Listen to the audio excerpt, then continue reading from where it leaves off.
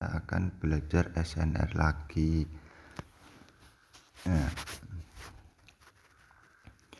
katakanlah kalian benar-benar nggak tahu apa itu trading. SNR itu cuma trading dari support ke resisten ke support. Seperti yang sedang saya lakukan ini backtest tadi ya.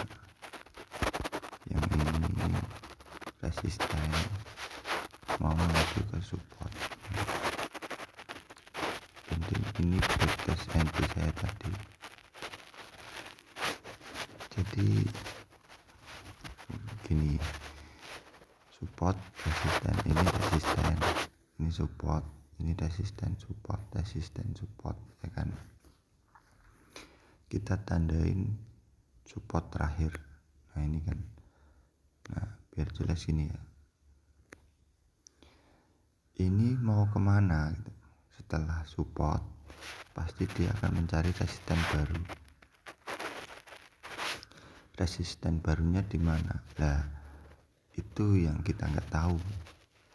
Bisa di sini, bisa di sini, bisa di sini, bisa di sini. Misal ini kan support terakhir ya ini.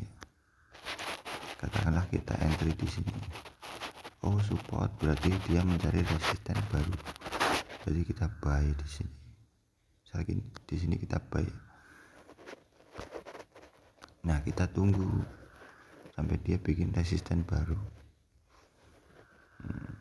Kalau ternyata ini sudah sampai resisten, kita bisa tandain kalau ini resisten baru. Nah kita anti sell, kita mencari support baru di sini. Tapi kalau dia belum bikin resisten baru, kita tetap anggap ini support terbarunya dan mencari resisten terbarunya. Kenapa di M5 bang? M5 itu cenderung tenang daripada M1. Kita pindah ke M1 ya. Tuh. Sedikit panik pasti di sini, candle besar di sini pasti kalian panik.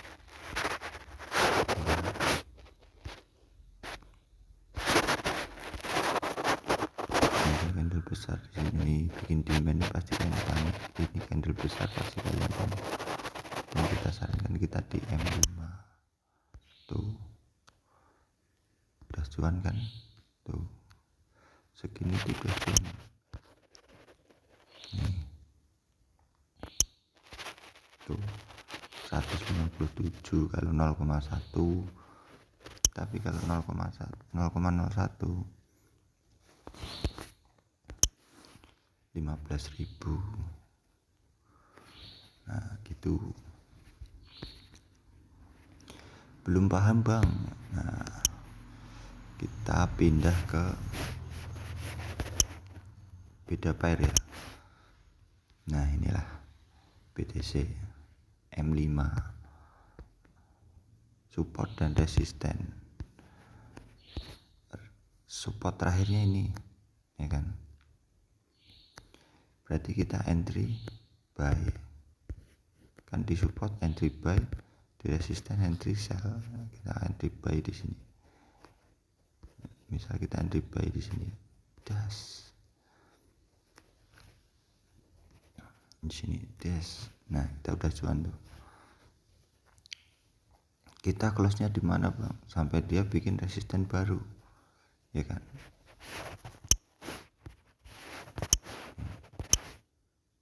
Tuh. Cenderung tenang tapi ini kita floating. Tuh. Kita cuan. Nah ini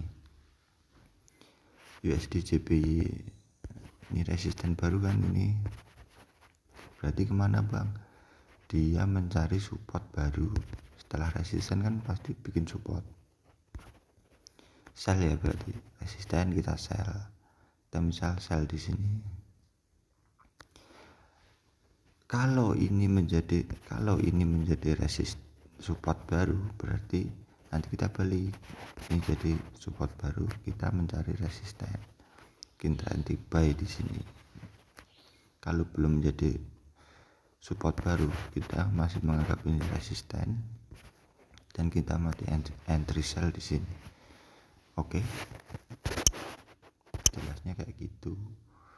Kenapa di M5 bang cenderung tenang? Ini kan kayak gini nih, cuan floating di sini kan. Kita lihat di M1 tuh, pasti kita udah panik di sini nih, pasti cut loss ya kan. Tunggu sampai dia bikin resisten baru. Kita lihat pair yang lain ya, yang tadi sudah saya backtest metode ini nih. Tadi saya backtest ini resist support baru dan saya entry buy di sini ya kan. Floating segini ya kan, berarti ini resisten baru, kita entry di sini sell ya kan. Tuh support resisten. Kalau M5 masih bikin kamu panik nih, kita cuan nih di sini. Pindah di H1. Ini support. Ini resisten. Habis itu kemana bang? Pasti dia setelah resisten bikin support baru.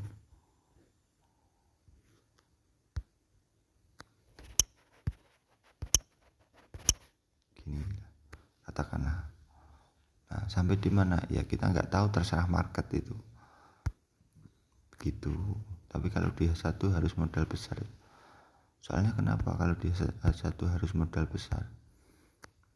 Karena dia satu kalau bikin ekor saja, ini bikin ekor. Tuh. Udah 800 boy.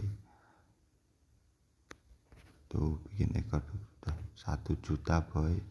Mati kita kalau modal 300. Oke.